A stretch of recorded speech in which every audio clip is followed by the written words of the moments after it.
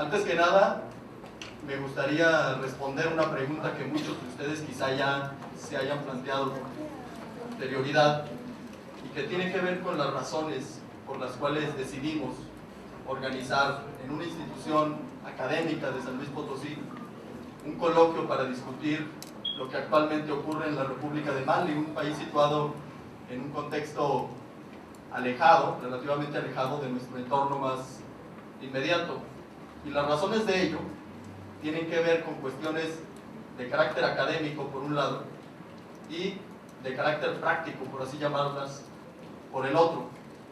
En primer lugar, creo que es importante explotar, y esto lo digo en el buen sentido de la palabra, el talento y los conocimientos de especialistas potosinos.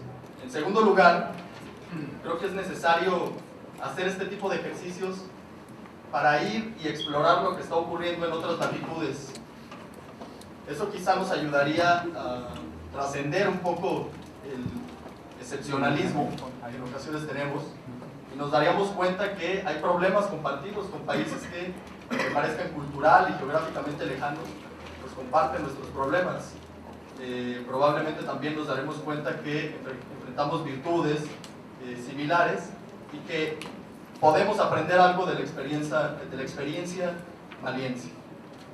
En tercer lugar, creo que al celebrar este coloquio, la UCEM hace una aportación al fortalecimiento de los vínculos entre San Luis Potosí y la República de Mali. Por lo tanto, informar, discutir sobre estos temas, creo que ayuda a difundirlos, ya que son temas que merecen, bueno, la solidaridad de la comunidad internacional.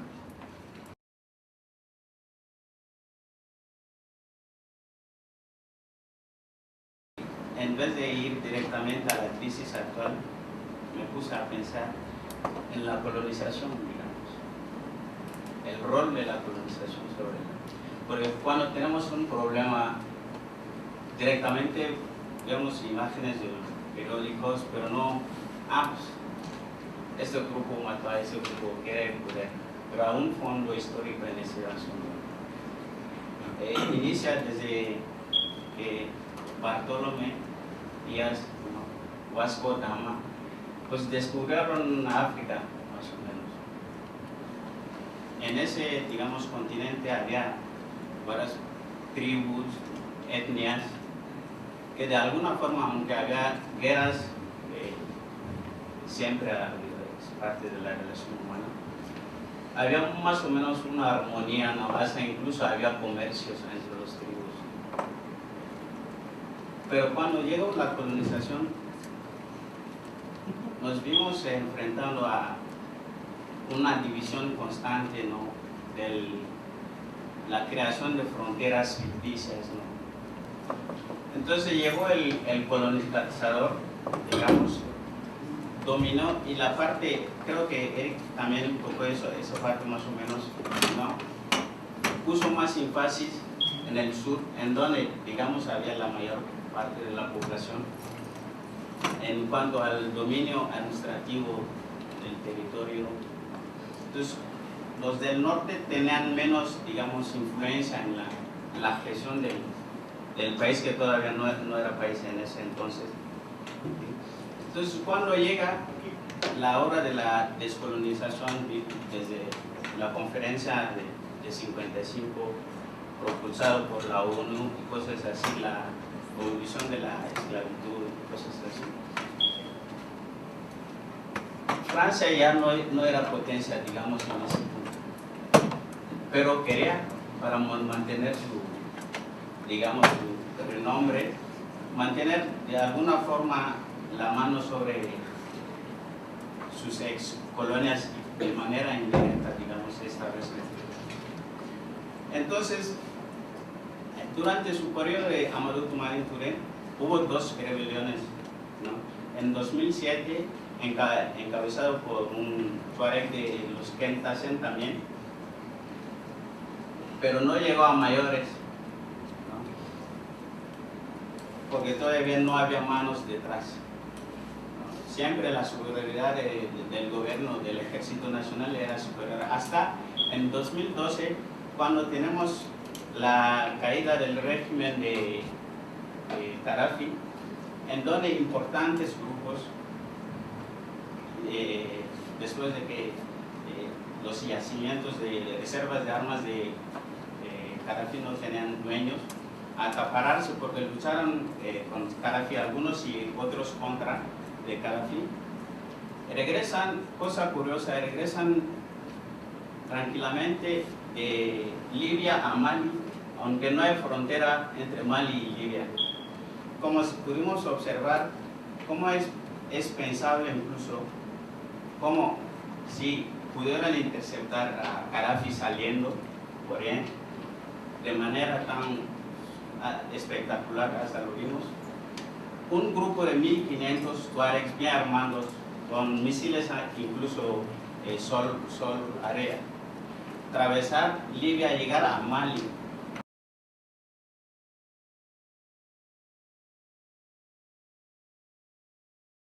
¿Y qué papel están jugando actores muy importantes como CEDEAO, que es este grupo de conformación de estados miembros dentro de un proceso regional en el África Occidental? Entonces, bueno, el 22 de marzo del 2012 se suscita un golpe de estado en Mali, país que había sido sumamente estable dentro de los países que conforman el África subsahariana y que había transitado por periodos democráticos, legales, desde la década de los 90. Las características del golpe de Estado lo podemos resumir en esta siguiente diapositiva. Se da días antes de las elecciones presidenciales. Un capitán general del ejército de Mali, Amadou Sanogo, que tenemos aquí en esta lámina, va a sacar del poder a Eititi, que es Amadou Toumani Touré, quien había llegado al poder, como les decía, en elecciones democráticas en 2002. Este general no es cualquier persona, porque había estado preparándose en academias militares en los Estados Unidos para detener precisamente cualquier intento de infiltración de fuerzas de Al-Qaeda en esta parte del continente africano. Esto se va a unir, quiero decir, hay un golpe de Estado por las propias milicias del ejército maliense, pero al mismo tiempo se va a unir al descontento de grupos tuaregs. Grupos tuaregs son grupos nómadas, 1,5 millones de personas, que no solamente están establecidas en territorio de Mali, sino también en Argelia, en Burkina Faso, en Libia y en Níger. Bueno, ¿qué papel ha jugado la Comunidad Económica de Estados del África Occidental? Bueno, México forma parte del TELECAN, este proceso de integración en América del Norte. También en otras partes del mundo se llevan a cabo estos ensayos, o no ensayos, se lleva a la práctica todos estos procesos de integración regional. También en el África Occidental, desde el 75, se conformó un grupo con 15 países miembros del África Occidental que reúnen a más de 300 millones de personas con importantísimos vínculos comerciales y económicos, e incluso en la actualidad está avanzando hacia una unidad financiera y monetaria. Sabemos, cuando hablamos de los procesos de integración, que uno de los más acabados del mundo es precisamente el de la Unión Europea. Hay otras manifestaciones en el mundo, como esto de CEDEAO, que también están llegando a esta unidad financiera y monetaria a través de la adquisición del franco CFA. Sucede esto en Nigeria, y no solo abogan por la integración regional, sino que también es un bloque interesado en la resolución de los conflictos del área. Para eso han creado un grupo de monitoreo de estados del África Occidental desde los conflictos en Sierra Leona a principios de los 80, y han tenido un papel también un poco retardado, creemos, en la crisis de Mali por lo siguiente. Estuvieron de acuerdo en proponer a un presidente interino, que es el que actualmente se tiene en el país después de que el norte se independizó. Aplicó sanciones e incautó bienes a los golpistas el año pasado, que inicia todo este proceso de golpe de Estado en Mali. Los países miembros de la CEDEAO prohibieron viajes de todos estos golpistas dentro de los estados que conforman CEDEAO, y cerraron puntos fronterizos con Costa de Marfil, Togo y Senegal. Tienen un importantísimo mecanismo de mediación y seguridad a través de una fuerza militar, que es la actual ECOMOG, por sus siglas en inglés, Es un proceso de integración que además está conformado por su comisión, por un parlamento, por cortes de justicia, por un banco de desarrollo, un departamento especial para garantizar la paz y la seguridad. Entonces vemos que no solamente CDAO lidera en toda esta región un proceso económico y comercial, sino que está interesado también en la resolución de controversias y mantiene a un ejército regular que tiene injerencia en conflictos de la región en aras de poder preservar la paz.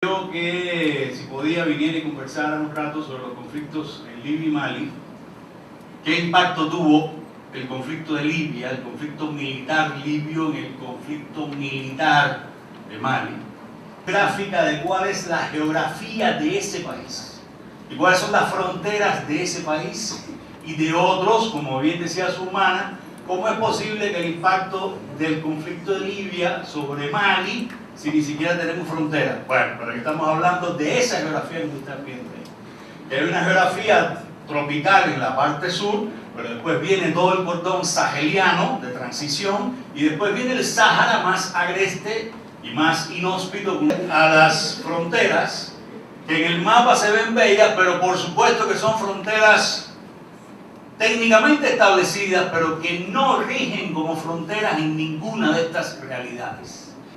Dentro de esto que se ha llamado la primavera árabe, que tiene determinadas características, que hay para un curso completo y que ahora no me voy a detener en eso, pero efectivamente en Libia también llegan las primeras oleadas de las demandas populares en favor de cambios, con una característica muy importante. Porque casi siempre se nos presentan acá todas estas demandas nuevas, revueltas populares, como si fuera el pueblo unido jamás será vencido en contra de los poderes establecidos. Y eso no es así en ningún lugar. Ni en Siria, ni en Bahrein, ni en Túnez, ni en Egipto, ni en Libia. Hay una multiplicidad de factores que uno tiene que identificar. Armamento, que es lo que dije que era un libro. ¿De dónde salen todos los armamentos? Primero, hay dos fuentes básicas. Uno, los grandes inventarios que tenía el régimen de Gaddafi. Era evidentemente un país en el cual había mucho armamento. Durante décadas tuvo un suministro de la Unión Soviética muy importante. Acuérdense que fue un país que estuvo sancionado durante años por Naciones Unidas, pero después del 2004, que se levantaron esas sanciones, la cantidad de países que empezaron a venderle volúmenes inmensos al régimen de Gaddafi, este mismo dictador, hijo de su madre, todo lo que ustedes quieran, ahí los tienen. Italia, Francia, Gran Bretaña, Alemania, Austria, Bélgica, todos esos le vendieron una enorme cantidad de armamento a Gaddafi. Y todo ese armamento estaba en Libia, insisto. Dos, en el momento que empieza la oposición en contra del régimen de Gaddafi, decía él hace un rato que había financistas, que había combatientes que iban y que había suministros de armamentos. Existieron nuevos suministros de armamentos, vía sobre todo frontera por Egipto, y ya hoy en día, recogido en los principales informes de Naciones Unidas, pues ahí están los queridos cataríes que tú estudias, financiando ese esfuerzo de compra bélica, y de Emiratos Árabes Unidos. ¿Qué quiere decir? Que una buena parte de los armamentos que financiaron los cataríes y Emiratos Árabes Unidos para la oposición en contra del régimen de Gaddafi, hoy están en manos de los grupos guerrilleros del norte maliense. ¿Qué ocurre? La fractura, ¿cuánto yo? Bueno, no sé demasiado. La fractura de las estructuras militares y de seguridad del régimen de Gaddafi. Acuérdense que el país fue sometido a un bombardeo de saturación. Por lo tanto, lo que hubo fue un desmembramiento de los principales, de sus estructuras militares, policiales, de inteligencia, etc. Y que se dio un descontrol salvaje sobre los arsenales. ¿Qué quiere decir eso? Los almacenes donde estaban guardados todos esos armamentos históricamente acumulados durante décadas, con el operativo militar occidental de la OTAN, quedaron al descubierto, quedaron sin guardia, quedaron sin control, quedaron de libre acceso para el que allí llegara.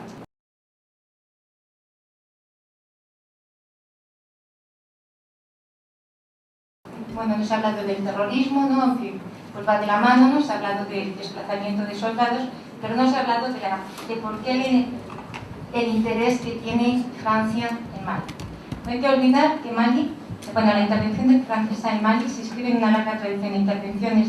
Desde la independencia de sus colonias africanas, Francia ha intervenido 60 veces en el territorio africano. La estrategia de Francia es mantener su influencia política y económica a través de un apoyo inquebrantable a varias dictaduras que a cambio promueven sus intereses franceses. Lo esencial de la intervención de Francia en el conflicto es la defensa de los intereses franceses en la región. Estos intereses están ligados esencialmente a la explotación de uranio en el norte de Níger, realizado por el conglomerado francés Areva, que es el número 1 a nivel mundial, es una empresa multinacional, y lo único que separa las minas explotadas del norte de Níger de las zonas controladas por las milicias islamistas de Mali es una línea trazada por los mapas. Mali, por razones estratégicas, es la principal ruta de transporte del uranio procedente de Níger, principal suministrador de mineral a las centrales nucleares francesas. La energía nuclear es de vital importancia para la economía francesa. Genera casi el 75% de la electricidad del país. Por esta razón, apenas 2 semanas después de intervenir Mali, Francia desplegó tropas especiales en Níger con el objetivo de afianzar el control de las minas de uranio gestionadas por Areva. Las minas se encuentran en Oumerane y Agri, al norte de Níger, junto a la frontera malinesa. Areva consigue grandes beneficios de las minas de uranio. Su política de rapiña y saqueo ha encerrado las tensiones regionales y étnicas. La minoría tuareg de la región, las milicias tuareg del Movimiento por la Justicia, luchan desde hace tiempo contra el gobierno nigerino y de sus principales reivindicaciones es el reparto equitativo de los beneficios procedentes de la minería. Entonces, Mali tiene actualmente, ya les he dicho, 7 minas de oro operativas, ¿sí? Que es importante. Pero ¿cuál sería entonces el interés que tiene Francia o Hollande en estos momentos de desviar la atención, ¿no?, que sufre el país? Sobre todo, hay un aumento de tarifas, ¿no?, energéticas, hay aumento de tarifas a los impuestos de los ciudadanos, hay reducción de salarios, ¿no?, la situación es caótica dentro del país, ¿no?, hay mucho desempleo, ¿no?, y entonces hay toda una serie, ¿no?, de actores, ¿no?, que en realidad hace que el gobierno malinense pida la intervención, ¿no?, actual de Francia. Bueno, aún así, la diplomacia francesa es muy astuta y no se deja ver directamente y evita intervenir directamente y utiliza a los dos actores internacionales, que es la Unión Africana y la CEAO, ¿no?, para para mantener la presencia en el territorio. Y ahí, que en una reunión que mantuvo durante una visita el presidente de Mali a Francia, Hollande aconsejó que la Unión Africana hiciera una solicitud de ayuda al Consejo de Seguridad de la ONU para pedir una intervención militar en África. Y dice así, abro comillas: actualizando las distintas maneras de resolver la crisis, el presidente francés pidió a la CEAO de la Unión Africana utilizar el Consejo de Seguridad de la ONU de modo que pueda diseñar un marco para Mali y la zona más amplia de Sahel en la que restablecer la estabilidad. La segunda estructura de apoyo es la CEAO, que ya ha estado hablando Cecilia sobre esto, que está presidida por Alassane Ouattara, que debe su puesto como presidente de Costa de Marfil a los tanques franceses. La excusa entonces fue hacer respetar los resultados de las elecciones presidenciales, unas elecciones cuya legitimidad es cada vez más discutible. En cuanto al mediador de la CEAO, no es otro que Blaise Compaoré, bien conocido como el salvador de la francofonía porque ayuda a derrocar a Thomas Sankara y fue cómplice de Charles Taylor, condenado por crímenes contra la humanidad y por los abusos en Liberia, como ya he dicho, y en Sierra Leona.